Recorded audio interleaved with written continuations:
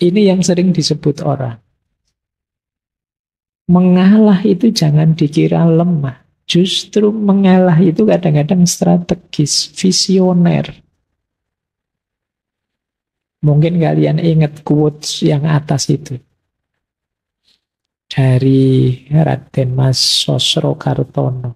Ngeluruk tampo bolo, menang tampo ngasorake. Ngeluruk tampo bolo itu menyerbu tanpa pasukan. Menang tanpa ngasorake. Kita mengalahkan tapi tidak menundukkan, merendahkan. Ini strategi untuk bisa begini antara lain apa? Mengalah. Begitu kita mengalah, kita melakukan kebaikan, mengalah tadi untuk seseorang, dia akan tersentuh hatinya. Sehingga dia balas ingin membahagiakan kita, ingin memberi kita sesuatu. Ya nama lain dia tunduk akhirnya pada kita. Itu kan kita semacam menyerbu dia tanpa pasukan. Pasukan kita ya kebaikan hati tadi. Antara lain mengalah. Jadi tidak usah putus asa dengan kebaikan, lakukan terus pada siapapun. Pada akhirnya orang yang kita beri kebaikan itu ya akan takluk pada kita. Seperti orang yang diserbu pasukan. Padahal itu tidak ada pasukannya apa-apa. Hanya pasukan kebaikan. Itulah ngeluruk tanpa bolo. Manusia itu selama masih manusia, kalau dia diberi kebaikan terus, tidak mungkin tidak tersentuh hatinya. Sejahat apapun dia, ya kayak di film-film itu kan kadang penjahatnya ragu-ragu karena tokohnya sangat baik lakonnya. Itu nama lain dari ngeluruk tanpa bolo. Dan menang tanpa ngasorake. Tidak membuat malu yang lain. Ya dengan jalan mengalah tadi. Dengan jalan kita mengalah, monggo sampean yang duluan, monggo sampean yang juara, yang berprestasi, monggo sampean. Nah ini membuat dia kan tidak rendah. Tapi hakikatnya kita yang menang. Itulah menang tanpa ngasorake. Kalau kalian bisa seperti ini, hidup ini mungkin tetap kompetitif, tapi tidak saling merendahkan, tidak saling menjatuhkan. Disitulah rahasianya mengalah untuk menang. Kalau dalam bahasa Inggris ada peribahasa, you may lose the battle, but you win the war. Atau you do not need to win every battle to win the war. Engkau mungkin kalah dalam battle. Battle itu ya pertemuan sekelompok pasukan. Tapi tetap win the war. War itu ya peperangan secara keseluruhan. Jadi ya kayak misalnya ini medan perang. Pertarungan satu orang lawan satu. Pertarungan sekelompok lawan sekelompok. Itu namanya battle. Tapi peperangan secara keseluruhan ini namanya war. Tidak apa-apa, ada 1-2 kalah, tapi akhirnya kan menang di war-nya. Ya, kayak kalian kalau main game-game apa itu loh kan ada yang, kadang ada kalahnya, kadang tidak apa-apa sih dalam rangka menang secara keseluruhan. Persis kayak kalian kalau main catur. Kadang-kadang tidak apa-apa wis, kudanya dikorbankan, bentengnya dikorbankan, prajuritnya dikorbankan, asalkan nanti kita menang. Itu lost the battle but win the war. Kalah battle-nya tapi menang war-nya. Nggak apa-apalah sekarang IP saya rendah jadi lulusnya biasa-biasa, kamu cum laude. Di sisi ini saya kalah. Tapi dalam hidup yang sebenarnya nanti, wah saya sukses luar biasa jadi pengusaha konglomerat, kamu cuma pegawai saya misalnya. Nah itu lost the battle tapi win the war. Ini jadi kadang-kadang mengalah itu bisa dijadikan strategi. Di banyak kisah-kisah perang, ya nanti kalian bolehlah baca-baca strateginya Sun Tzu atau Three Kingdom dan lain sebagainya. Banyak strategi-strategi ini dipakai. Diumpankan ini biar kalah, kemudian di strategi yang di sini sengaja ngalah biar yang secara umum menang dan lain sebagainya. Itu namanya lost the battle tapi win the war. Ini penting. Yo hidup juga harus taktis. Jangan nyeruduk terus, maju terus. Gampang kalah. Ada strategi mundur sebentar, ada ngalahnya, tapi nanti kita memenangkan seluruh peperangan. Nah ini ada rahasia ini juga dalam mengalah. Jadi visioner dan strategis. Melihat jauh ke depan. Tidak apa-apa sekarang saya kalah, tapi ke depannya nanti saya sudah target ke sana. Dengan modal sekarang saya bisa menang. Nah ini namanya lost the battle tapi win the war. Orang ngalah itu sebenarnya dia sedang bertarung mengalahkan egonya sendiri. Secara natural, manusia dengan egonya itu kan sebenarnya menuntut ini, menuntut itu. Ingin sukses, ingin berhasil, ingin meraih ini, ingin meraih itu. Yang sering merepotkan kita, yang sering menyusahkan kita dalam hidup itu kan kendali ego ini, tuntutan-tuntutan egois. Nah, mengalah mengajarkan kita untuk mengalahkan ego. Sebenarnya sih diri kita menuntut, ayo kamu maju saja, kalahkan semuanya. Kamu mampu kok, kamu bisa kok. Kan kita selalu diprovokasi seperti ini oleh para motivator-motivator. Ya kan, ayo kamu bisa, ayo kamu mampu. Kalau sekedar membujuk diri untuk melampiaskan keinginan egois itu mudah, karena memang sejak awal ada banyak tuntutan dari ego kita. Untuk mencapai ini, mencapai itu. Justru yang sulit itu menyapihnya. Apa menyapih itu? Jadi menyapih itu mengerem dia.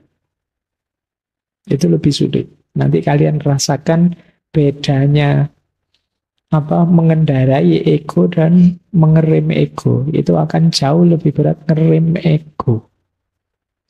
Banyak manusia itu lebih sulit ngerem egonya dibandingkan melampiaskan atau mengendarai egonya. Perjuanganmu untuk sukses itu mungkin berat, tapi akan lebih berat setelah kamu sukses mengendalikan dirimu. Itu yang disebut mengalahkan ego. Nah, tantangan untuk wani ngalah itu sebenarnya tantangan untuk mengalahkan ego. Kadang-kadang agak trik. Kamu ngalah, tapi ngalahmu juga karena alasan tuntutan egois. Ada pamrih egoisnya. Kenapa kok kamu ngalah saja? Tidak apa-apa, ini strategi biar dia senang sama saya. Nah, ini ngalahnya belum murni, masih ada tuntutan-tuntutan egois. Kadang-kadang ada orang ngalah terus menyesal. Ngapain saya tadi ngalah? Akhirnya saya malah, nah itu berarti ngalahmu masih ada pamrihnya. Ini mengalah tapi masih belum bisa mengalahkan ego.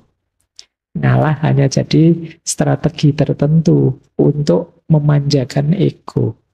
Ini juga belum positif. Hakikat ngalah yang sejati itu ngalah yang menaklukkan ego. Ego penting. Karena kalau tidak ada ego, tidak ada keinginan hidup, tidak ada gairah, semangat meraih ini itu, hidup kita nanti dingin. Tapi juga harus ngerti batasnya. Nah, untuk berhenti di batas, itu kita perlu kemampuan ngerem tadi. Jadi ini uniknya manusia di situ.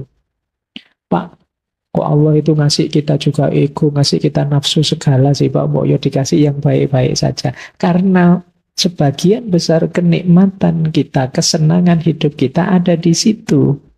Dan Allah itu ingin kita senang, ingin kita bahagia. Tapi yo kita tetap harus tahu batas. Karena kesenangan tadi bisa blunder pada akhirnya kalau kita tidak bisa mengendalikannya. Jadi kuncinya di situ. Makanya ya tidak usah protes. Allah memberi kita nafsu, memberi kita hasrat ini, hasrat itu. Itu Allah ingin kita gembira dengan itu. Senang, bahagia. Cuma ya kita harus ngerti batasnya. Nah kuncinya di rem tadi. Oke. Yo seperti mobil kan kalau ngegas terus, yo wassalam. Kamu tidak akan bisa memanfaatkan secara maksimal mobil yang kamu miliki. Agar lengkap, ya ada gasnya, ada remnya. Begitu digas, kamu gerak, kamu nyaman. Begitu ada bahaya, ya kamu rem biar tidak nabrak. Mobil di sini gas dok, ya jungkel kan mesti. Tapi mobil tidak ada gasnya, rem dok, ya ngapain kamu punya mobil? Di situ pentingnya kamu tadi ya harmonis, keseimbangan. Nah, jadi ngalah melatih ego kita. Orang itu bisa mengalah kalau dalam dirinya sudah muncul cinta yang tulus pada sesama, pada apapun yang ada di sekelilingnya. Tanpa adanya cinta, mengalah tadi mungkin hanya strategi untuk lagi-lagi memanjakan ego. Seolah-olah ya sudah saya ngalah, kamu saja yang menang. Tapi di balik itu ada kepentingan lain. Kenapa bisa begitu? Ya karena tidak didahului dengan karakter cinta. Maka tantangan wani ngalah tadi kelihatannya sederhana. Kalau Pak cuma ngalah saja kan begitu, saya bisa enggak. Ada prasyaratnya.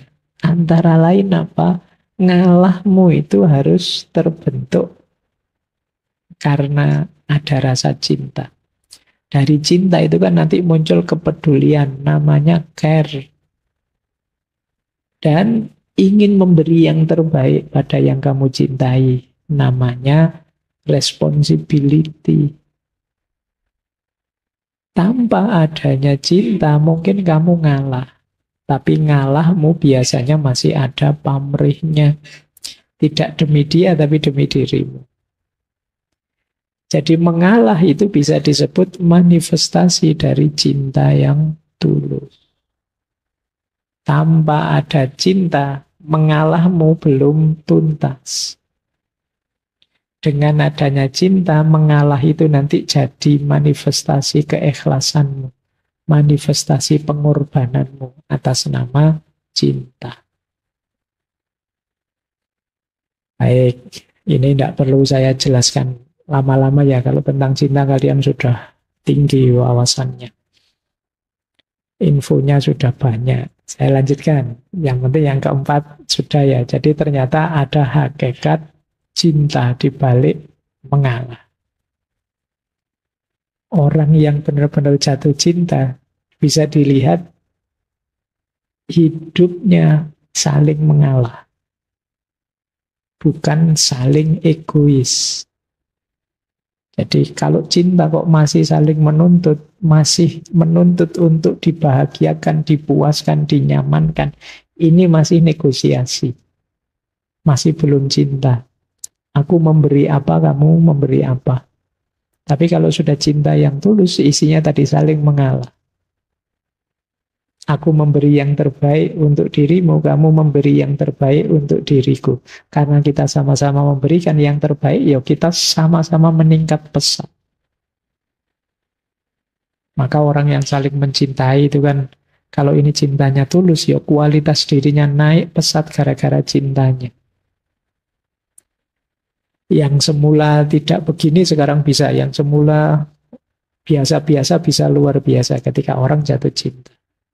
Itu hebatnya energi cinta. Hanya bisa ditandingi oleh energi patah hati. Ya. Patah hati juga energinya luar biasa. Ya manfaatkan energi itu ya. Energi itu kan penting. Kalian kalau tambah energi kan tidak bersemangat apa-apa. Ya siapa tahu ada yang banyak patah hati, nanti kita bisa bikin pembangkit listrik tenaga patah hati. Baik. Iya kan tidak butuh batu bara, tidak butuh. Baik, kita lanjutkan. Ngalah berhubungan dengan kekuatan kontrol diri. Jangan dikira orang ngalah itu lemah. Orang ngalah itu kuat. Kenapa? Tidak sembarangan orang bisa ngalah. Mengalah tidak berarti kalah, tetapi mempersembahkan kemenangan kepada yang lain. Jadi, kalau mau saya bisa menang. Tapi ya, tidak apa-apa, kamu dulu yang menang. Ini kan orang ngalah namanya. Jadi berarti apa? Dia kuat. Jadi ngalah tidak sama dengan kalah. Juga jangan jadi modus, wah ini kelihatannya saya mau kalah ini, tak pura-pura ngalah saja. Ya, enggak. Kalau itu namanya bukan ngalah, ya tetap kalah itu namanya. Orang ngalah itu dia tahu dia bisa menang, tapi dia milih membahagiakan yang lain. Biar dia saja yang menang, itu ngalah. Dan ini berat. Karena ego tadi. Maka hakikatnya mengalah yang kedua, mengalah itu kekuatan. Jangan dikira ngalah itu kelemahan. Hanya orang yang batinnya kuat yang mampu mengalah.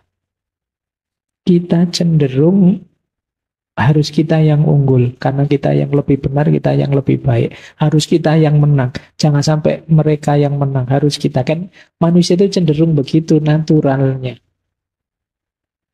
Tapi kalau ada orang, biarlah kemenangan ini aku persembahkan untuknya saja.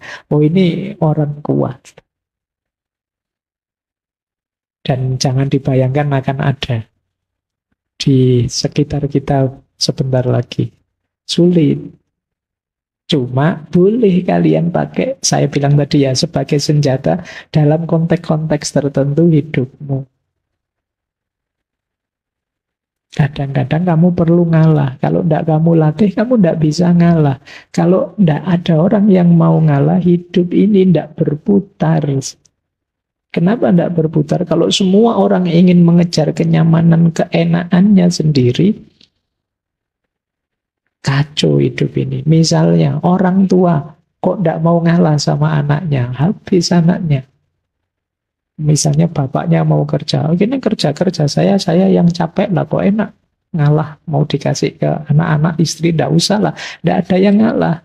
Guru tidak mau ngalah sama muridnya, sama siswanya, dosen tidak mau ngalah sama mahasiswanya, sahabat tidak mau ngalah sama sahabatnya. Kalau tidak ada satu pun orang yang mau ngalah, ya selesai, hidup ini kacau mesti. Tabrakan semua. Kalau semua hanya pakai logika, lah kok enak, lah kok nyaman. Kalau semua pakai logika, lah kok ini. Selesai hidup kita, sangat berat kita tanggung. Saya datang duluan kok, ya saya harus duduk paling depan dong. Dan jangan deket-deket, saya butuh tempat untuk saya sendiri 2 meter. Kalau kalian, misalnya, oh itu tidak mau ngalah.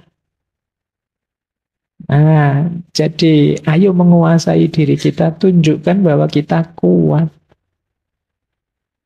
Jadi kita sanggup melepas sesuatu yang kita anggap berharga.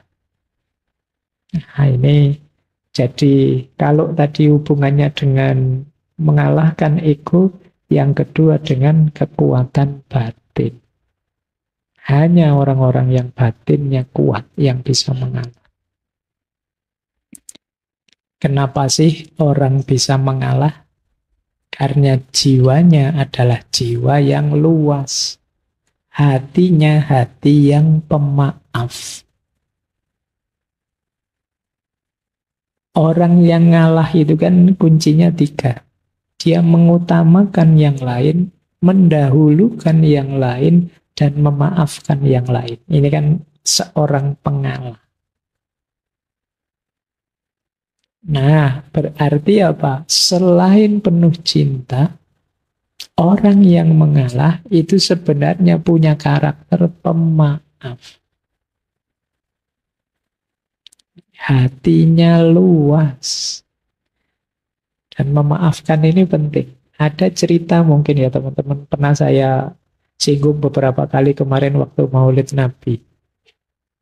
Rasulullah itu kan pernah satu ketika ada tetangga beliau, orang Yahudi yang benci sekali sama beliau. Setiap kali Rasulullah berangkat sholat subuh pagi-pagi, selalu diludahi oleh orang ini. Wah, begitu lihat Rasulullah lewat, diludahi, cus pokoknya. Ya, dan Rasulullah ini ya karena jiwanya sangat luas, sangat pemaaf, pengalah, kalau dalam istilah malam hari ini, ya beliau terima saja itu. Nah, pada akhirnya satu ketika setelah berhari-hari seperti ini terus, tiba-tiba satu pagi ketika Rasulullah berangkat ke masjid, tidak ada yang meludahi. Malah heran Rasulullah, lo ini mana ludahnya yang tiap hari datang. Akhirnya beliau tanya pada orang di situ, ini mana orang ini yang biasa meludahi saya? Oh, beliau Rasulullah sedang sakit. Makanya tidak sempat meludah. Ya kalau sakit masih nyempet-nyempetin meludah, ya kebangetan.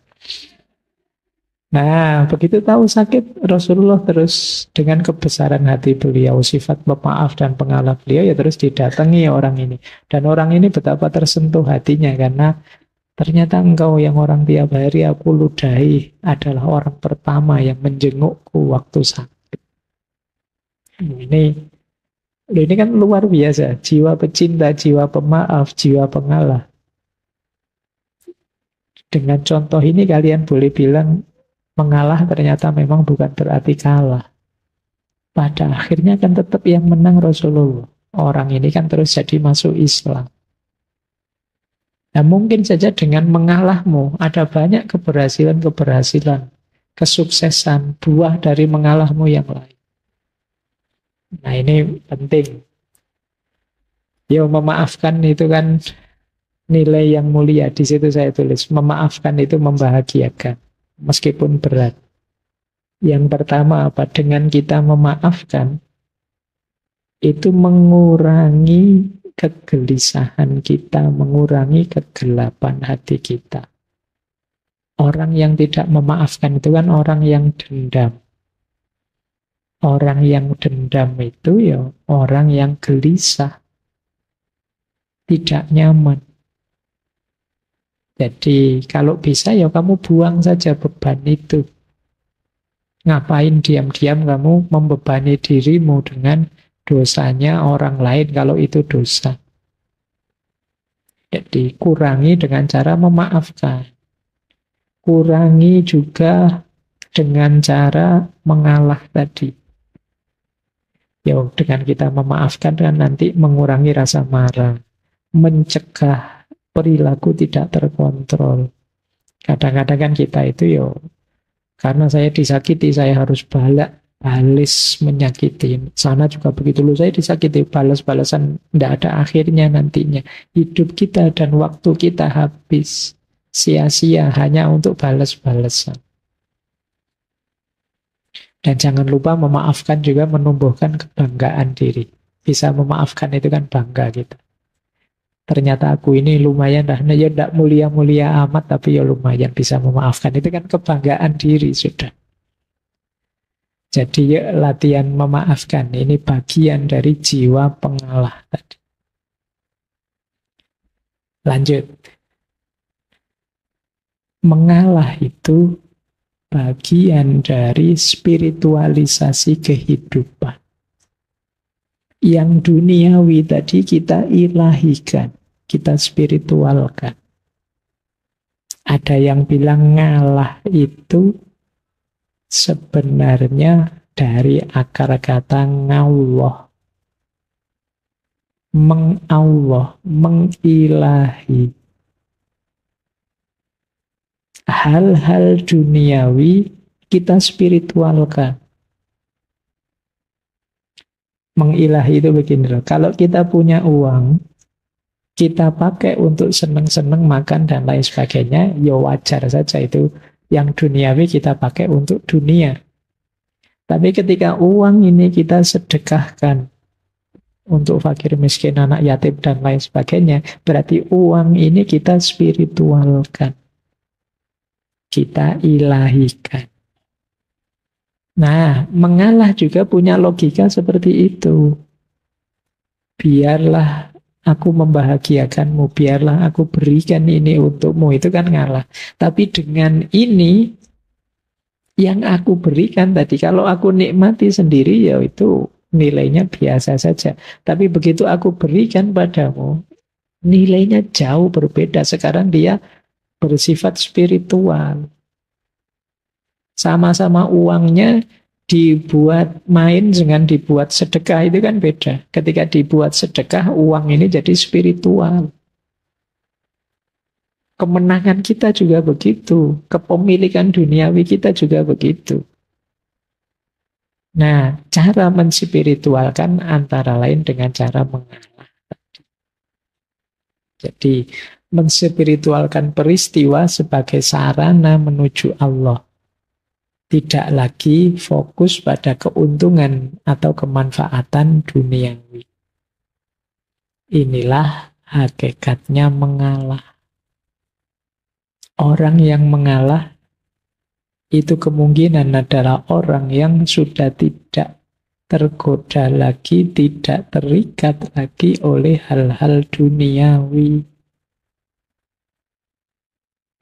Kalau kalian masih sangat terikat, mudah tergoda, sulit untuk ngalah. Masih mudah terjebak dengan godaan-godaan untuk menang, untuk unggul, untuk nomor satu. Makanya di situ ada peribahasa Jawa yang menurut saya menarik untuk hidup nyaman, tidak terlalu terikat dengan dunia. Sing wis lunga lalekno, sing durung teko entenono, sing wis ono syukurono. Oh, ini kalimatnya menarik ya, kayak kita kemarin waktu belajar self love itu, cuma ini dalam bahasa Jawa. Jadi sing wis lunga lalekno, yang sudah lewat ya lupakan saja, ngapain diingat-ingat terus memberati pikiran. Berarti kita terikat dengan hal itu. Yang belum datang ya kita tunggu. Tidak perlu cemas. Tidak perlu khawatir, wong belum datang. Ya kita tunggu saja. Ngapain kita gelisah, ngapain kita stres tentang sesuatu yang belum datang.